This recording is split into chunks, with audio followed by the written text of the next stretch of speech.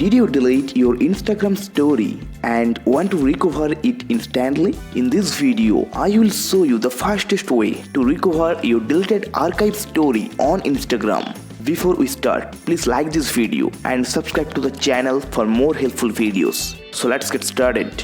First of all, open Instagram. Then go to your profile by tapping on your profile picture. Now tap on the three lines at the top right corner. Then tap on your activity. After that, tap on recently deleted. Now here you will see all your deleted stories. To recover them, open any story. Then tap on three dots at the bottom right corner.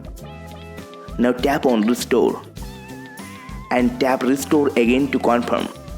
Now your story will be recovered. You can follow the same process to recover all your stories one by one on Instagram. Okay guys, if you found this video helpful, please leave a like.